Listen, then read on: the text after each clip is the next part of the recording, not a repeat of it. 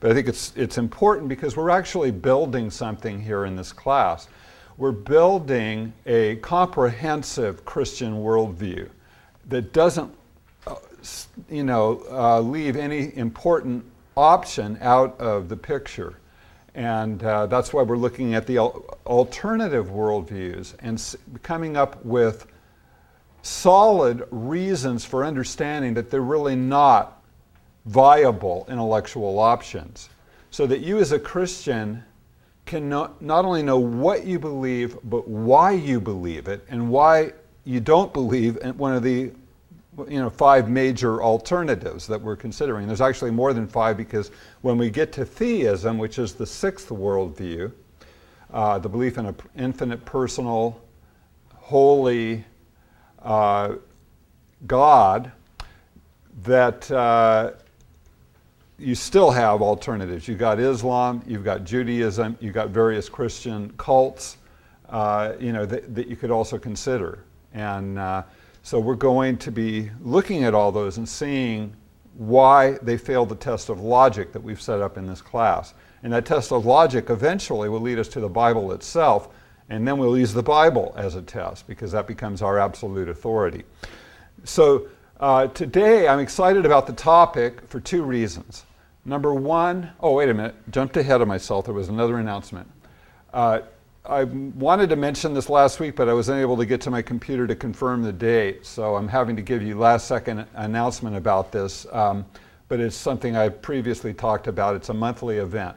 At Memorial Presbyterian Church in West Palm Beach, they're having another Socrates Cafe today, and 5 of us are already planning to go, and anyone who would like to join us, if your afternoon is free and you'd like to join us, just let me know. And I put up on the table there's 3 stacks of paper. One is the first outline page. So if you don't have an outline for the class, if you come since we passed that out or you lost your original one, you can get the first page as well as pages 2 and 3 are on the table. And then also a printout of an email reminding us about today's meeting. It's at 3 p.m. in West Palm Beach. And the topic is everything relative? Is truth relative? And this, of course, is a major theme of non-Christian philosophy, of postmodernism. It's the linchpin of postmodernism, is that truth is relative. And so you run into this in academia, and you run into it in popular culture. It's a common notion. Even people who profess to be Christians, undoubtedly there are some people in our church that are attending our church that to some extent have bought into this notion because it's such a widespread, almost a given in our society today, the idea that truth is relative. So the relevance of today's topic at the Socrates Cafe could hardly be greater. And I know of, and I say this without any exaggeration, I know of nobody in the entire evangelical Christian world more qualified to speak on that topic than our moderator of our Socrates Cafe, Dr. Paul Copan, who teaches at Palm Beach Atlantic University. He wrote the book, for example, Truth for Me, Not for You, which is a common saying, that's true for you, but it's not for me. So I think it's called True for Me, but Not for You, or something like that. It's a book that he wrote, and many other books as well, dealing with the subject of relativism. And yet he's a very graceful moderator, and the idea behind these things, it's not a Christian gathering, like this is here, but it's open to whoever wants to come, and everybody gets a chance to voice their opinion. So it's actually an opportunity to put into practice what you're learning in this class, to dialogue with non-believers, and to do so in a respectful manner that doesn't overwhelm them, but gives them food for thought. And so we had a wonderful time with it last month, and nice fellowship. Got to know some very interesting people and some strong Christians as well. Because it is highly attended by Christians due to Paul Copan's being the moderator. But the idea is to bring people in from whatever background, because that's what we're desiring, is an opportunity to dialogue about these really important issues. So that's today. Okay, now back to why I'm excited about today's topic. There's two reasons. Number one is it's immensely important. What is the topic? Well, we already started it last week. I gave you the background, the historical background on it. And the topic is pantheism. That's the belief that everything is God. Okay, and this is, as I described it last week, I gave you the historical background, how it originated in India, in Hinduism, and also has been embraced in many schools of Buddhism, in Taoism. The Sikhs believe it. So many Eastern religions believe it. And then it was also located in Western philosophy and Greek philosophy, certain schools of Greek philosophy, such as the Stoics and the Neoplatonists were pantheists, very similar to Hinduism in many ways. And then just in Western culture, you have various traditions, occult traditions, Rosicrucianism, Swedenborgianism, and then Theosophy, and the Arcane School of Alice Bailey. And then you also have these metaphysical groups that teach positive thinking that also base their positive thinking on pantheism. So you have the New Thought School of Christianity, you have Christian Science, you have science of mind or religious science, and many other sciences. And then you had the whole New Age movement originating in 1875 with Theosophy, just really flourishing in our own time. The New Consciousness movement of the 60s became the New Age movement of the 70s and 80s, and then that became known as, today it's known as the New Spirituality, and it's pervasive. It's Oprah Winfrey promotes it, all different kinds of people promote it, so it's widespread in our culture. So therefore, what we're talking about here is important because it is what I call the third major social force competing with the other two to shape the future of Western culture. Okay, the other two being theism, which includes Christianity and Judaism and Islam, and then secular humanism, which is also atheism or materialism. So those are the three major forces. Now there's two other worldviews after pantheism that we're going to look at before we get to theism, which is our own worldview.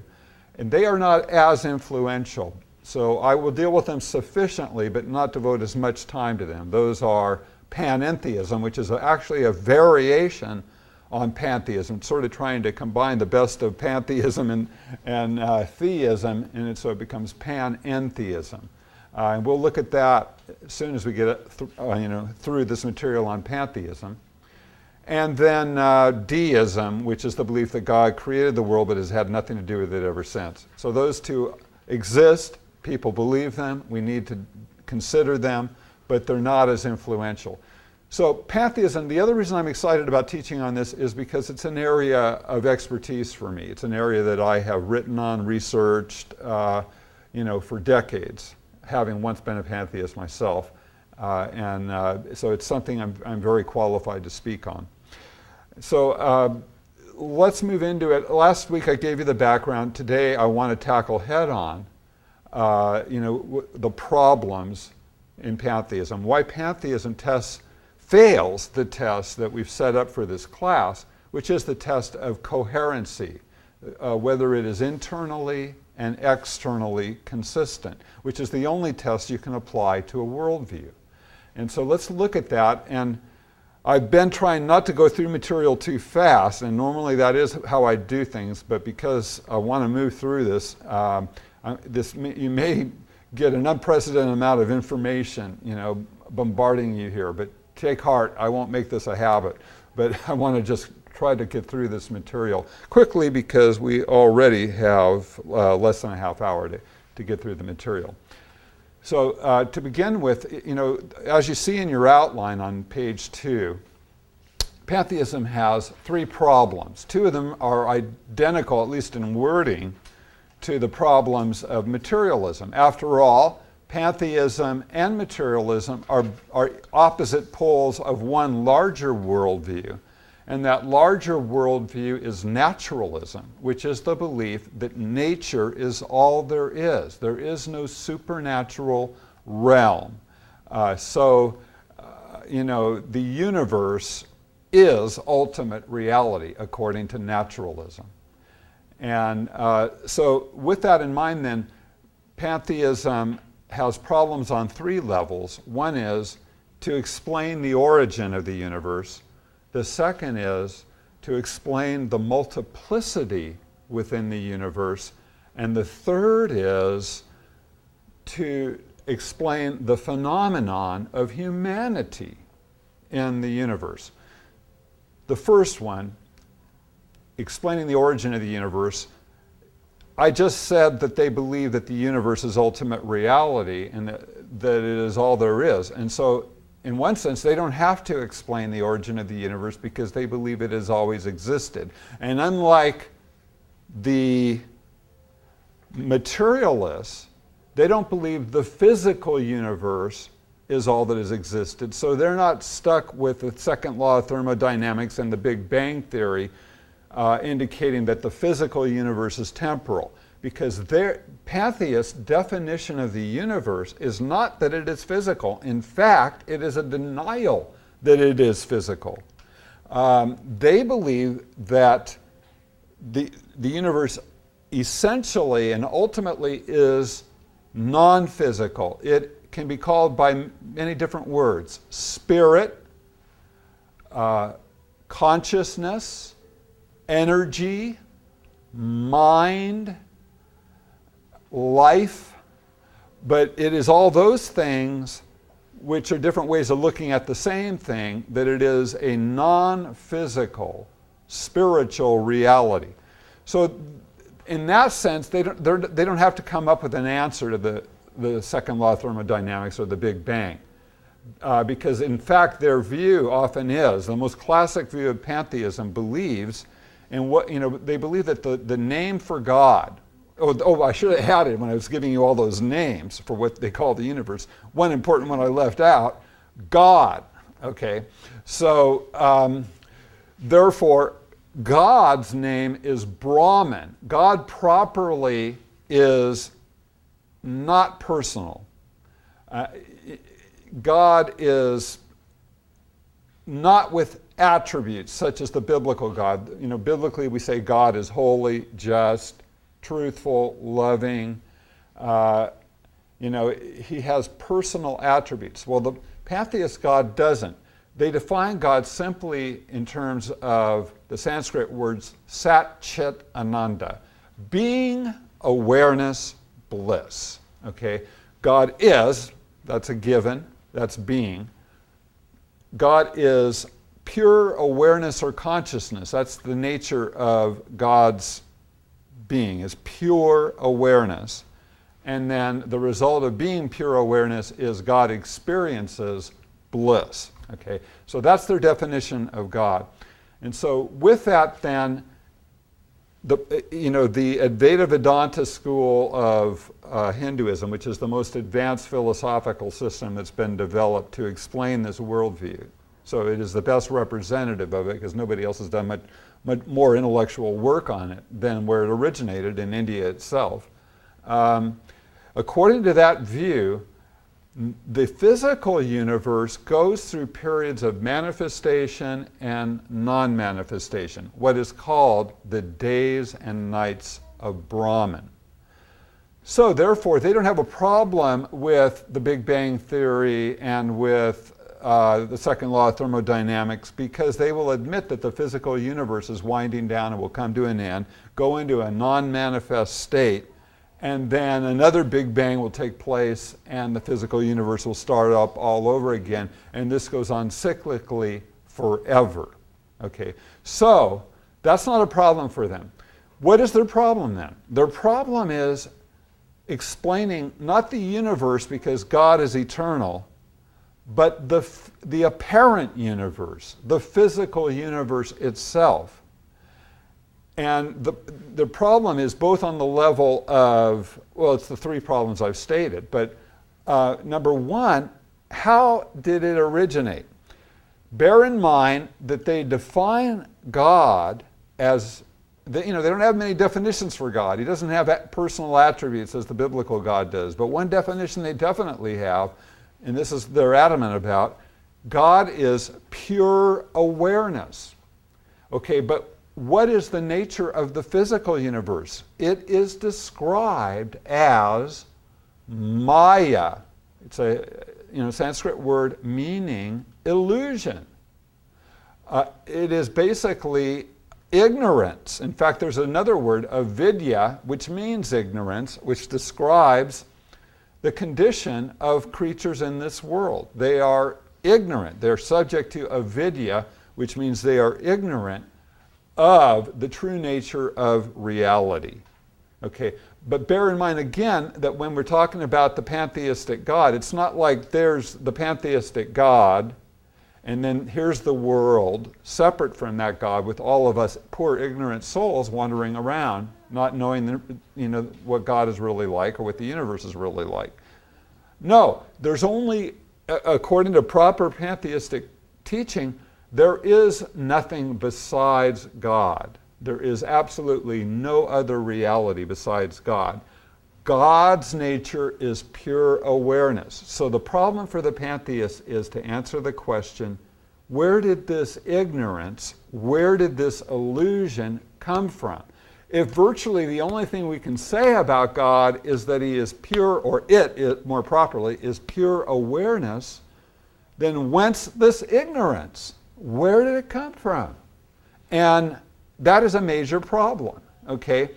Remember I said one way we test a worldview is internal consistency, that it doesn't contradict itself. But this is a fundamental contradiction. God's nature is pure awareness, but the universe, the apparent physical universe, got here through ignorance. There is nothing that exists besides God. How can there be ignorance in a being whose nature is the opposite of ignorance?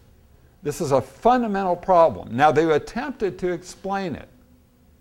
And the attempt to explain it in classical Hinduism is that being out there, in infinity and eternity alone, since God is all that exists, God was bored, okay? And so he decided to play a game with himself, to entertain himself. One of the most influential and respected yogis who came to bring Hinduism to America, one of the second one really, was Swami Paramahansa Yogananda, who wrote the autobiography of a yogi.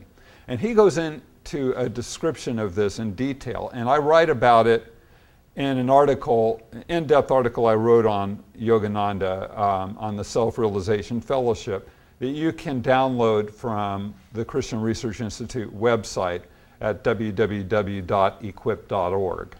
Just go to the CRI website, type Self-Realization Fellowship into the search engine, and it will bring up my article. And so in there I describe this, his teaching on this particular topic, and then I critique it.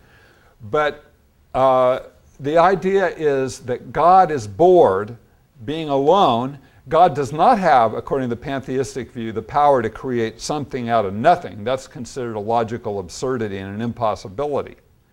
So what does he do then? He subjects himself, part of himself, to a voluntary dream-like experience of being divided into multiple entities, infinitely vast entities, the physical universe. And then he further divides himself into an innumerable plethora of souls, individual souls, who then are sent through this long journey of transmigration, of traveling from one embodiment to another in a process that ultimately leads on the human level to reincarnation. So these souls keep being evolved to higher and higher life forms until they become human beings, and then they evolve to the point where they're born in India, and then they evolve further up the caste level system of India until they're Brahmins, the priestly caste. And as Brahmins, they've got the luxury, the time to devote themselves to their own salvation. And so after going through the duties of life, marriage or whatever, they then renounce their careers, their families, and they go off and live in a hermitage. They go off and live in a monastery or whatever, or out in the forest or whatever.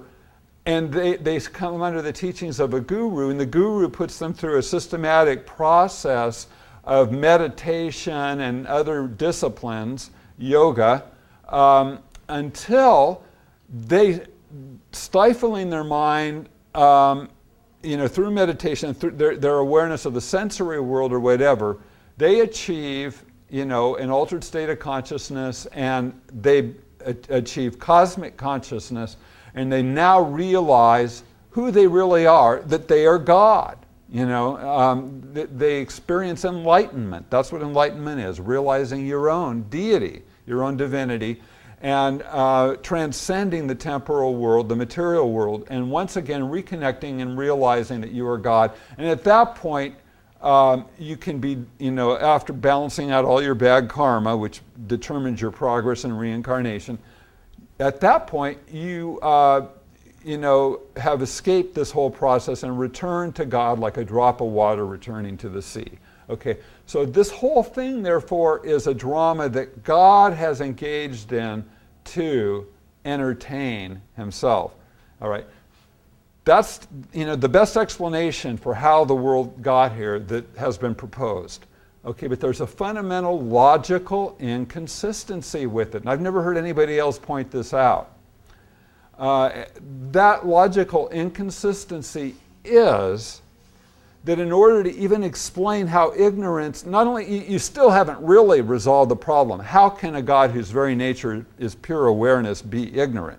I mean, even the biblical God who's powerful enough to create something out of nothing, there are certain things that are God, that God of the Bible can't do. Paul specifically states, God cannot lie. God cannot deny himself. Okay, he cannot stifle his own attributes. He cannot behave contrary to his attributes. So if our God, who's more powerful than the Hindu God, cannot, God in the incarnation, which is another thing he was powerful enough to do, to incarnate as a man. Jesus said, I don't,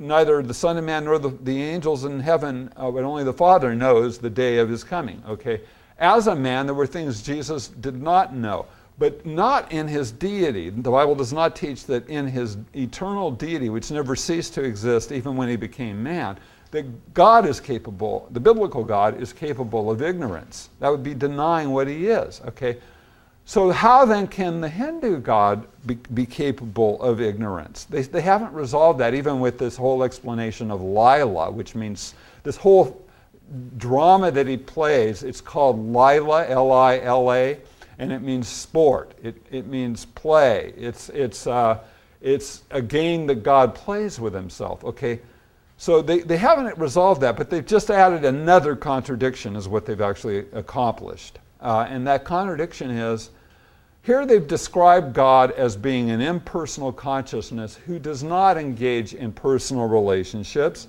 He does not speak. He does not engage in activities like the biblical God does. He just is. And yet, to explain how the universe got there, they've described him as a person who is bored, who needs entertainment, who's lonely, who needs relationships. What they've done is they have inconsistently begun describing the impersonal Brahman as a personal God. So they've contradicted themselves on that level as well, by making God personal in order to have this whole game. But according to the proper definition of God, he wouldn't have a need for that. He wouldn't do that. It's against his nature to even do that. So they haven't resolved the problem. You see, and this is a major logical problem for pantheism. God is pure awareness. God is all that is. All that is pure awareness. Yet we got going on in this universe. The whole, by its very nature, the universe is ignorance. It's delusion. And so they ultimately can't explain this, and they just live with this contradiction, and they live with it on the basis of assuming that logic is a lower life form, to put it, humorous terms. Logic is on a lower level. that logic is something that needs to be transcended. And then you don't need to worry about contradictions because all is one. Logic assumes subject-object, relationship, all of that is not real. So really you can transcend logic and then you don't have to worry about this. And that's really what they do. Okay, so that's the first problem. It's a problem in explaining how the physical universe got here in the first place. The second problem is like it, and it's a related problem, and it is a problem of explaining the multiplicity within the universe. The fact that the universe, as we experience it, is not one with no distinction, with no qualification, with no attributes. Rather, it is mind-bogglingly, incomprehensibly varied, diverse, multiple objects, entities. And within that, you've got all kinds of dualities, the dualities of light and dark, hot and cold, soft and hard, male and female, good and evil, truth and falsehood. I mean, dualities abound, within the physical creation. Okay, with that then, how did all that happen if God is one, there is no distinction within his being, he is an undifferentiated oneness. Remember again, not only is internal logical consistency important, and they failed that test in explaining the origin of the universe, but the other thing that we test things on is consistency with the world as we find it, right? That was another major logical test of a worldview.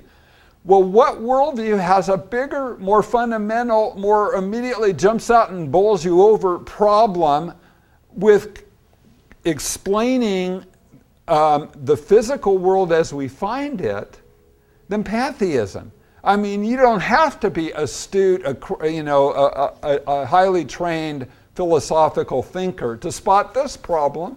A child could spot this problem. They say that there is no multiplicity at all in actual objective existence, okay? We experience from the moment we come out of the womb nothing but multiplicity, diversity, okay? So they got a really basic, really huge problem in explaining the physical universe. And that should be right there, immediate grounds. Okay, there's something wrong with this worldview. It's not coherent with external reality. It's internally inconsistent under the first criteria. Under the second, it just doesn't account for the world as we find it, okay?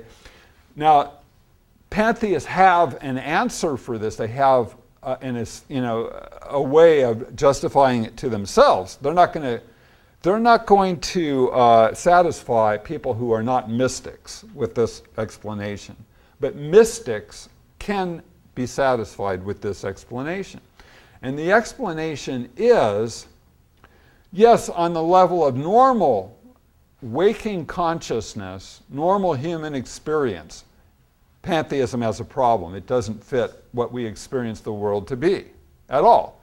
However, when you practice meditation or when you cultivate altered states of consciousness, you can achieve an experience of this very reality of that all is one. You can experience it. Remember, logic is on a lower level.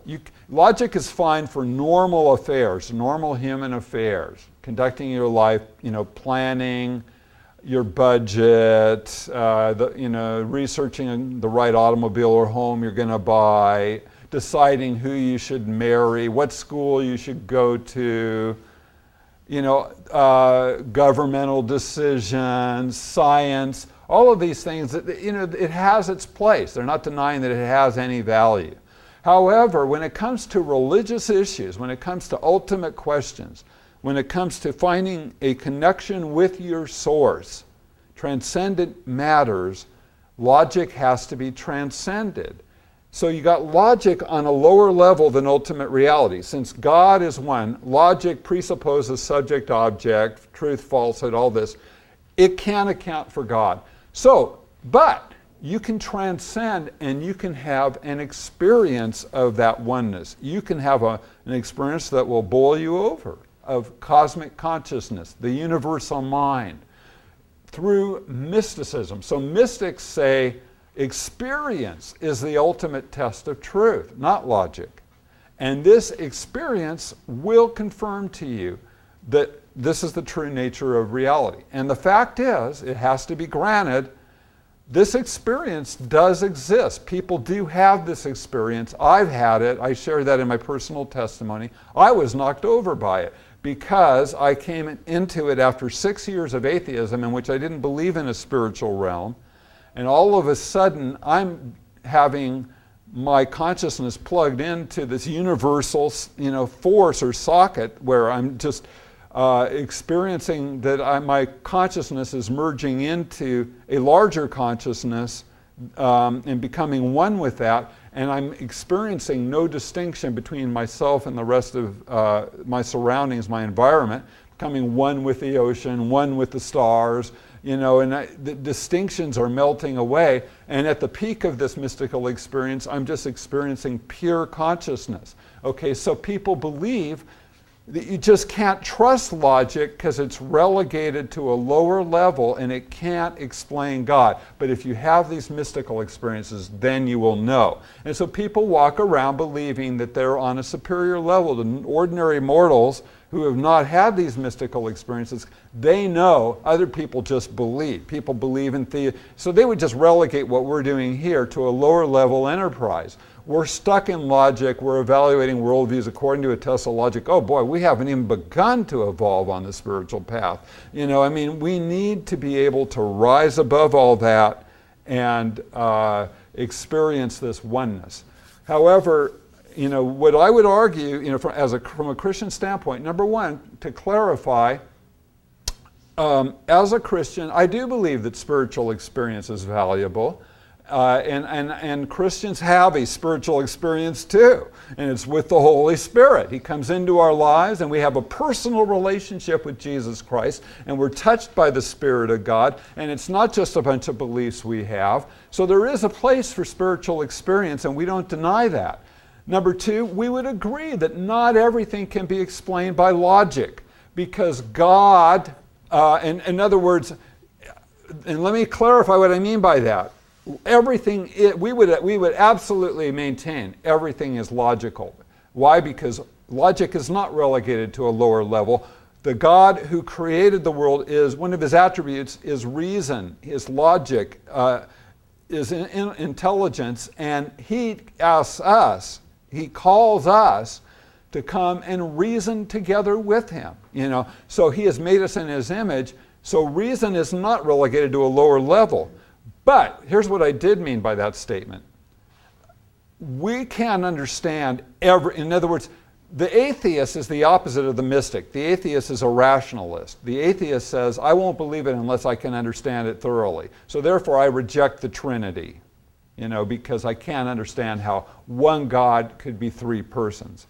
Well, the Christian has a more humble view of things, does not believe that, if even on the physics level, we understand by various tests that we conduct that energy, that light can be, under some tests, show the properties of particles, of matter, and under other tests shows the properties of waves or energy.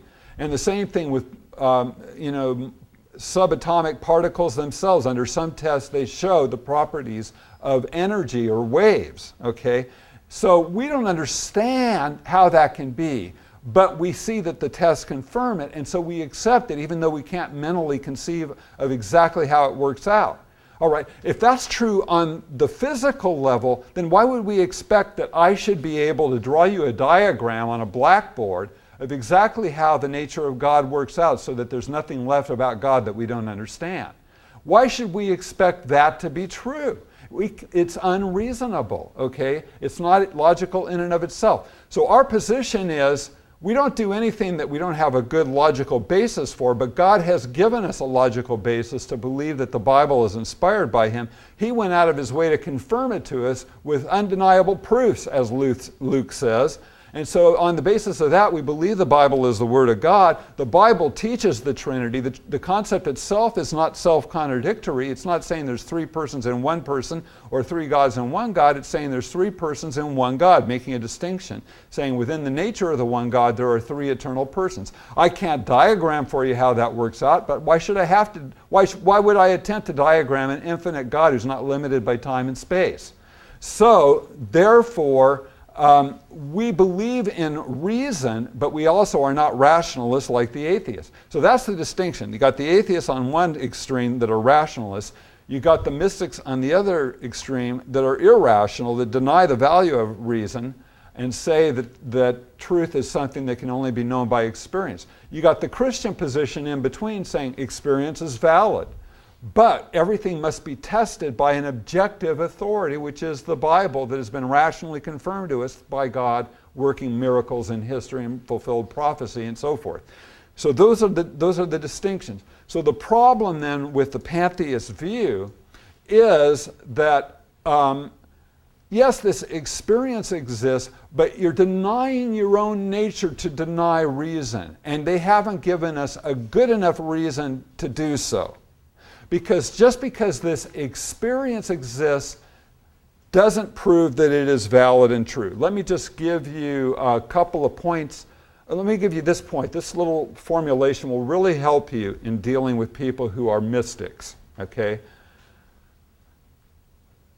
Just because someone can have an experience where everything feels like it is one does not mean that objectively, in reality, everything in the universe is one without distinction. It only proves that people can have an experience where everything feels like it's one. That's all that it proves. It doesn't prove the nature of ultimate reality. It could be that within human nature there is a great capacity for delusion. That this experience is possible, but it's explained by other factors than someone connecting with ultimate reality. And having gone through this experience myself, I think I have some insight into what's going on and have some kind of an explanation as to how people have this experience. I remember when I would take psychedelic drugs that would bring me into this experience. As the effect of the drug picked up, I began to notice that I couldn't sustain a particular train of thought. I kept going, having my thought patterns broken up. One time I was going through this in the song, I was in this hippie commune up in Oregon, and they put this record by the Dave Clark Five on called Bits and Pieces. And I'm sitting here going, boy, my thoughts are in bits and pieces. And all of a sudden I hear on the record player, bits and pieces, bits. I'm going, ah! You know, I'm really losing it. But anyways, what it does is it breaks up your train of thought so that you end up finding yourself like on a merry-go-round where you got about 5 or 6 trains of thought going. You pick up with one, carry it for a while, all of a sudden you're in another one. You go through about 5 or 6 of those, and all of a sudden you're back with train of thought number 1. You know, it's like going on a merry-go-round and you're looking around and there's grandma sitting on the bench waiting for you. This is as a child, obviously. And then there's the hot dog stand, and then there's the Ferris wheel, and then, you know, there, you know, is where they're trying to knock somebody, you know, into the water, and you're going through the whole amusement park, and then you're back, there's grandma again. You know, that was what the experience of these thoughts were like. But as the effect of the drug picked up, it reached a point where all thought trains were broken up. I wasn't thinking about anything. I was just experiencing pure consciousness, okay? And with that, I'd lost my sense of differentiation between myself and the external world. There was no thoughts going on, but I was still conscious. I wasn't asleep, and it caused me to feel like I was one with everything. So this is an effect of the altered state of consciousness. It doesn't necessarily in any way prove that I'm experiencing God or ultimate reality. Now, from a biblical standpoint, we can go a step further in explaining what's going on here, and that is that we know from the Bible that the devil does have the ability to affect our thoughts. That's how he tempts us. And if, by the very nature of entering into a trance state like this is a trance state. It's an extreme trance state. What do we know about trance states? We went to the fair last month, saw the hypnotist, saw a bunch of people making fools of themselves because they yielded themselves to this guy. They became extremely suggestible. They believed they were having any number of experiences, they weren't really happening. We know that trance states, by definition, you're suggestible, okay? So if the devil already has the ability to implant thoughts in our minds or to, affect our minds, if we're in a trance state, we're in a passive state, non-resistance, there's no thoughts going on, we are open prey to the devil, okay? So the devil can come, and you think you're merging with a cosmic consciousness, you could actually be connecting a consciousness to consciousness connection with a demon, okay? But you are experiencing a consciousness larger than your own, you just thought it was God, okay? And beyond that, experiences. You could have experiences, visions, or whatever that are coming from a demonic source. And what does Paul say about the devil in 2 Corinthians chapter 11, verses 13 and 14? Satan himself transforms himself into an angel of light. So the devil's deception is not just to tempt you to go out and kill somebody, to go out and commit adultery. On a finer, more sophisticated level, deception can be to make you think that you're doing something good, that you're becoming a better person, that you're becoming one with God. All kinds of noble thoughts can be introduced, as long as the whole process will lead you to a conclusion that affirms what the devil has been telling humanity all along, and that is that you don't need to worry about Yahweh, the creator God. The universe itself is God. There is no Yahweh. You are a God. What did he tell Adam and Eve in the garden? You shall become as God. This has been his prime seduction all along. So the fact that people can have spiritual experiences in altered states of consciousness is nothing to trust your eternal destiny to. It could be a spiritual experience, but not the right spiritual experience. It completely fits in with the fact that the Bible tells us that human nature is fallen and that we're bent toward idolatry, worship of the creation rather than the creator. So therefore, on the level of multiplicity in the universe, pantheism fails the test. We got one more test to apply to it next week, and that will be the problem of explaining human nature.